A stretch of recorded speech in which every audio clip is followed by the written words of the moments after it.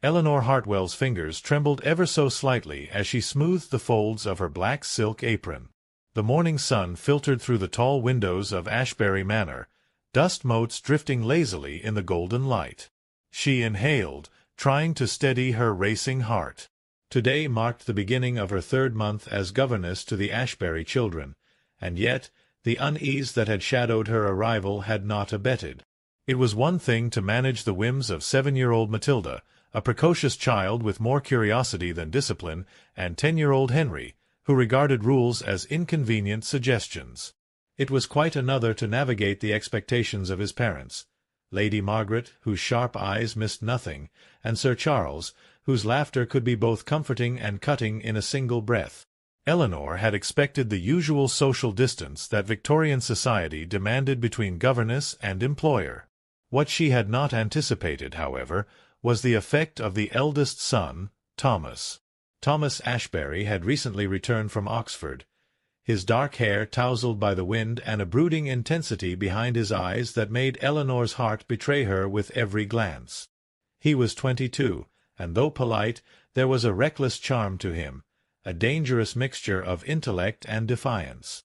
She had learned, quickly, that his teasing, those fleeting moments of conversation in the library, the garden, or even the brief crossing of paths in the hall, stirred in her emotions she dared not name. She bit her lip as she moved toward the drawing-room, carrying a tray of tea. The household was in a peculiar quiet that morning, unusual for the Ashburys, and Eleanor's instincts prickled. As she entered, she found Thomas standing by the window, a book open in his hand, but his gaze was fixed on the rolling lawns outside. "Good morning, Miss Hartwell," he said, his voice low but warm, a slight smile tugging at the corner of his mouth. "Good morning, Master Thomas," she replied, curtsying, though her knees felt suddenly weak. He gestured toward the tray. "Tea." Eleanor nodded, careful not to meet his eyes too long. "Yes, sir." "I thought it might help," she faltered, self-conscious, and set the tray down on the low table. "Thank you," he murmured, taking the cup with a hand that brushed hers, a spark igniting where the contact lingered longer than propriety allowed. Eleanor's breath hitched imperceptibly. She chastised herself. "He is the master of the house. You are the governess. There can be nothing between us." Yet the heart, Eleanor knew, was rarely obedient. The children soon arrived, Matilda bursting through the door with a squeal and Henry following, rolling his eyes at his sister's theatrics. Eleanor's hands moved automatically, guiding them to the table for breakfast, teaching manners while her mind wandered in quiet rebellion to the tall, dark figure at the window.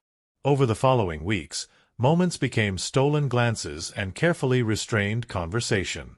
Thomas's interest in literature, philosophy, and music mirrored Eleanor's own passions.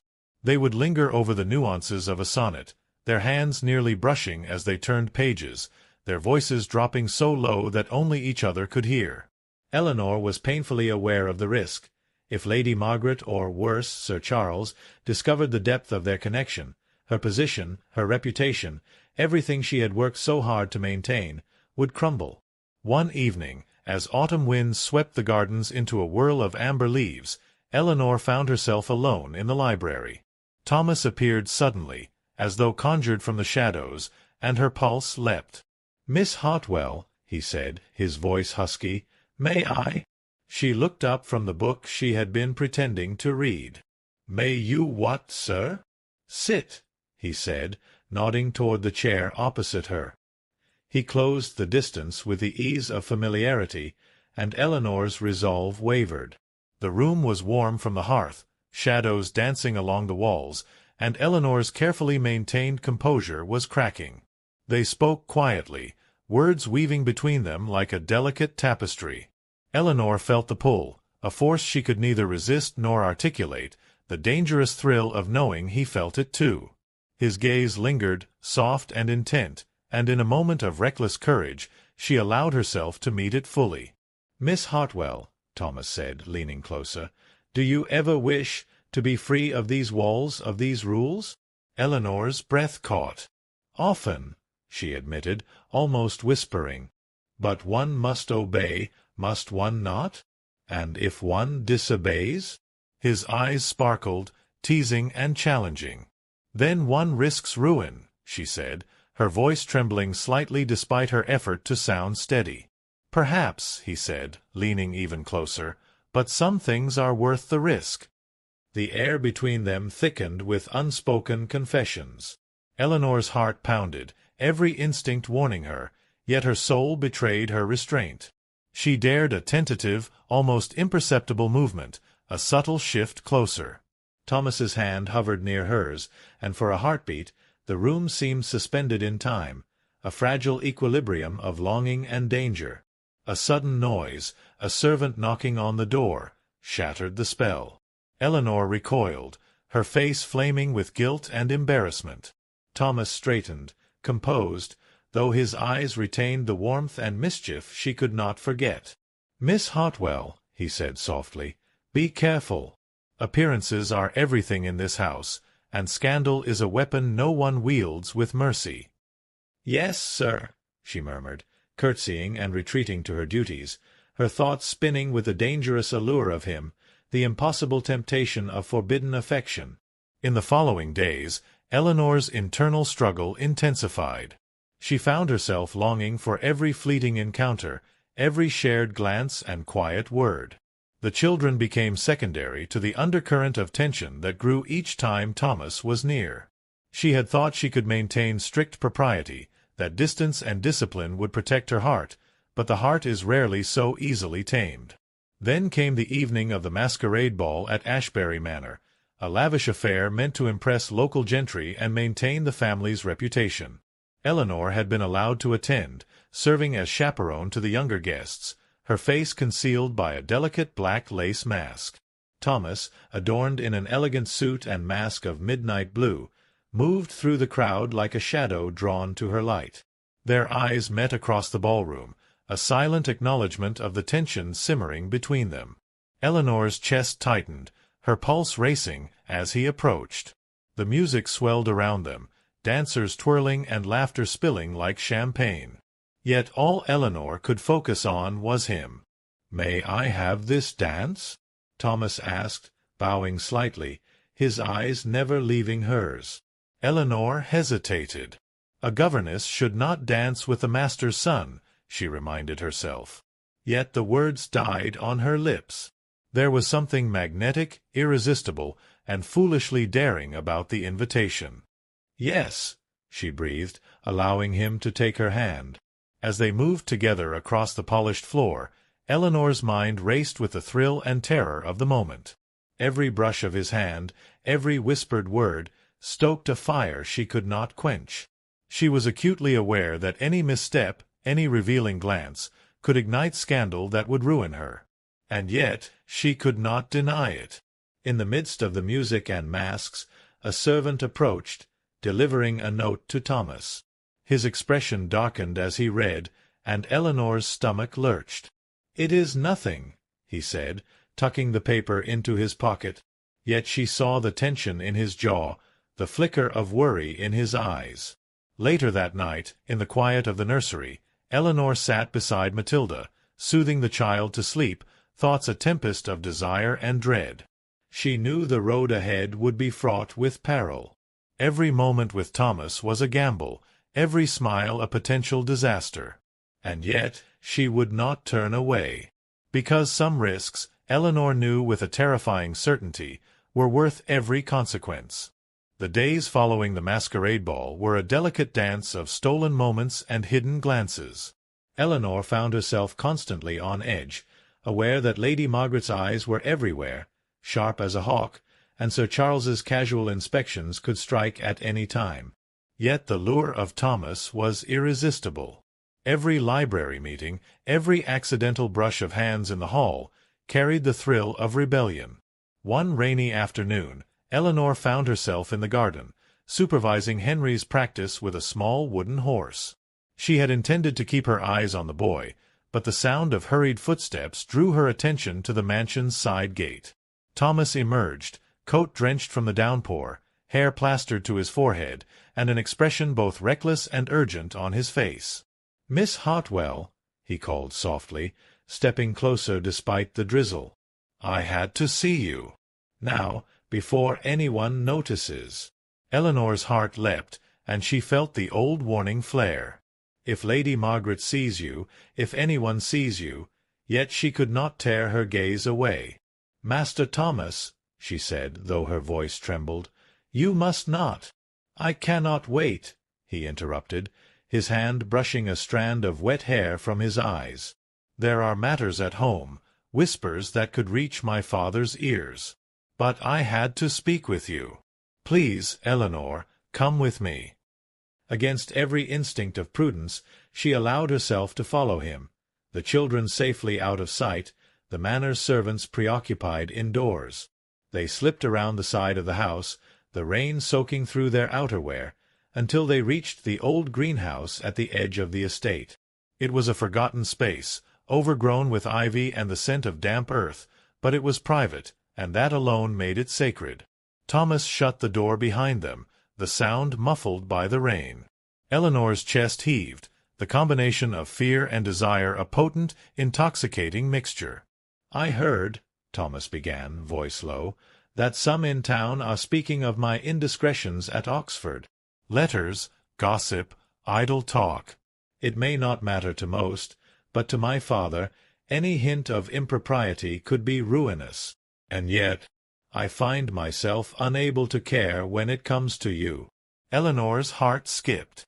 "Thomas," she began, but he silenced her with a finger to her lips. "Do not speak," he said softly. "I cannot promise anything, for propriety chains us both. But I must see you, even if it is brief, even if it is dangerous." The words hung in the humid air of the greenhouse, and Eleanor felt the weight of them pressing down on her chest. Her mind raced, a governess and her employer's son, alone together, and flirting with scandal so thinly veiled it could unravel in a heartbeat. Yet her pulse betrayed her, and before she could reason, she found herself leaning closer to him, compelled by a force that defied logic. For a moment, Thomas simply held her gaze, as though reading the storm of emotions in her eyes. Then, in a gesture that would have been unthinkable weeks ago, he took her hand. Eleanor's breath caught.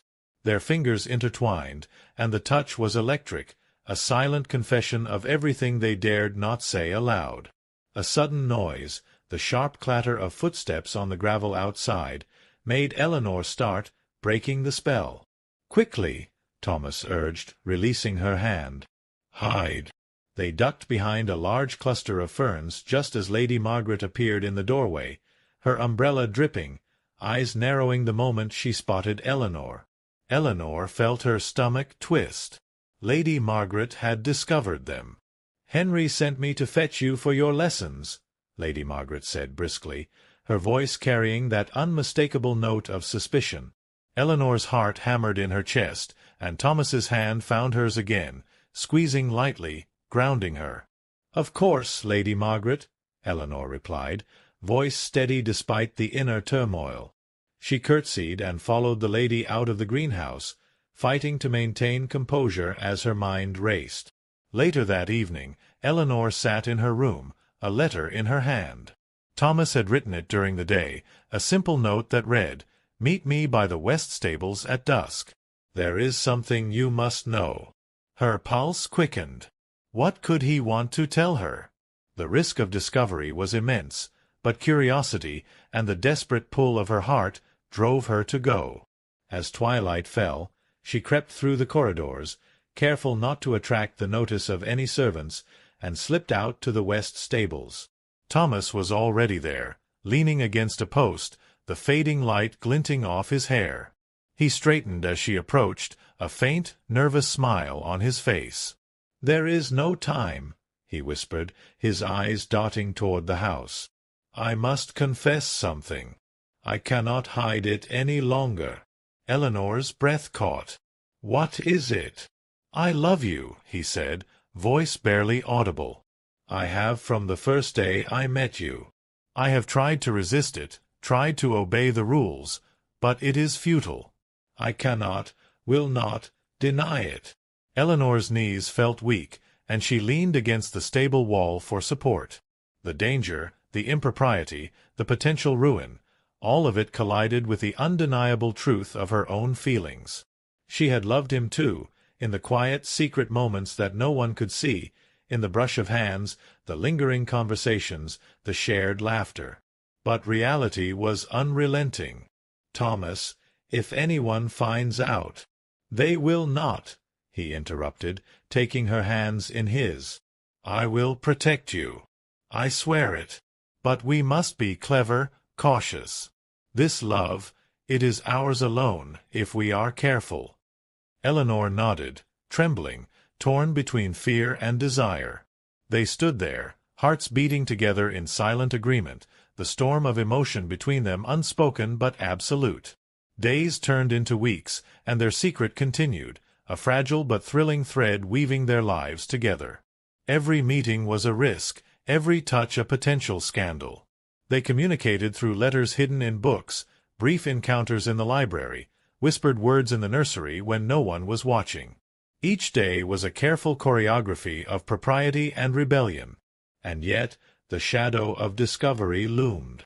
One afternoon, Eleanor returned from a walk with Matilda to find the nursery door ajar. Inside, Thomas was speaking softly to Henry, and Eleanor froze.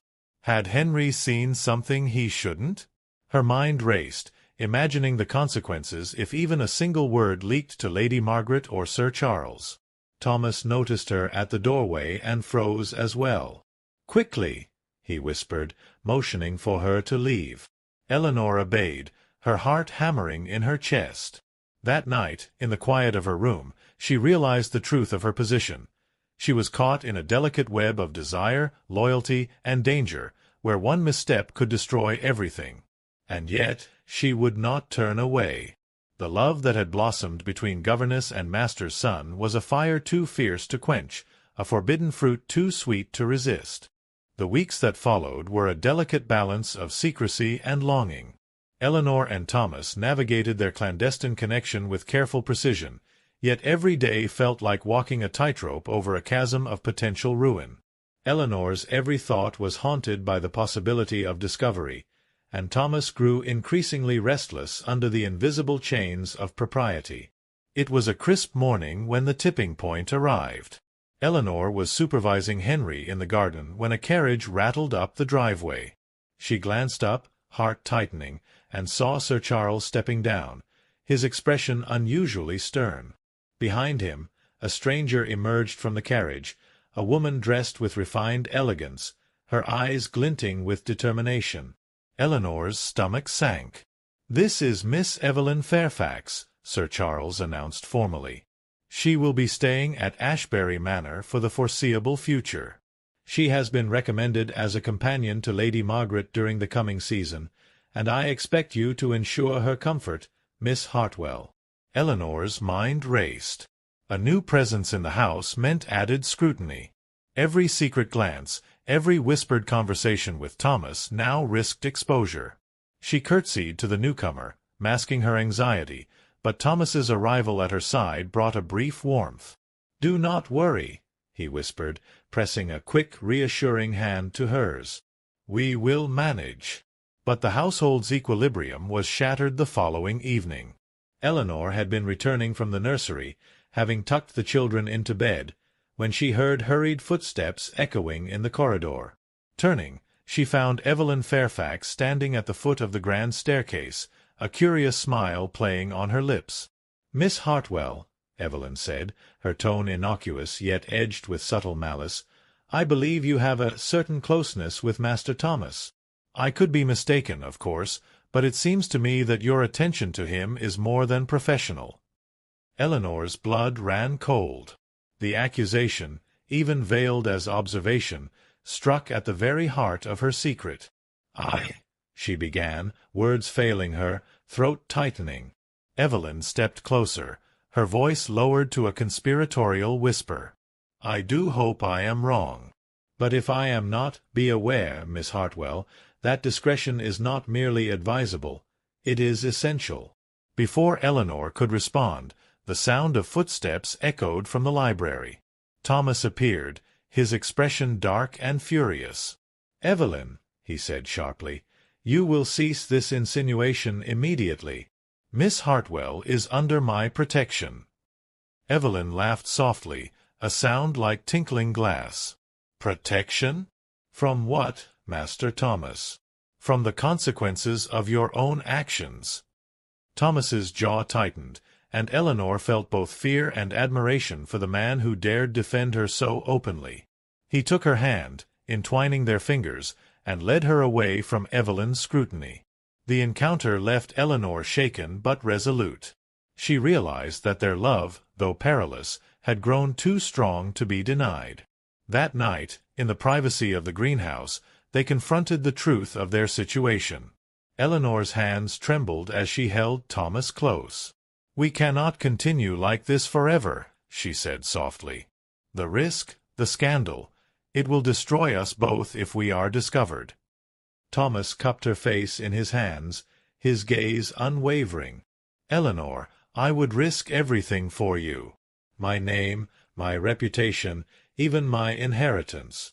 I cannot imagine a life without you by my side." "But the consequences are worth it," he interrupted, kissing her forehead gently. "We will find a way. There is always a way, if we are clever, if we are patient."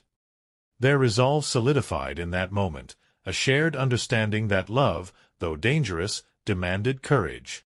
The turning point came 2 weeks later. Sir Charles announced a formal dinner to welcome Evelyn Fairfax to the manor.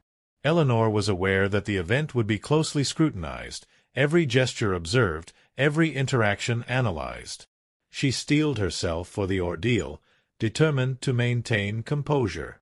The evening was a glittering affair of candlelight, music, and carefully choreographed conversation. Eleanor moved among the guests, attentive to the children, her posture perfect, her expression composed. Yet every glance from Thomas, every subtle brush of hands under the table, reminded her of the forbidden flame that burned between them. It was during dessert, as the conversation turned to estate matters, that the crisis came.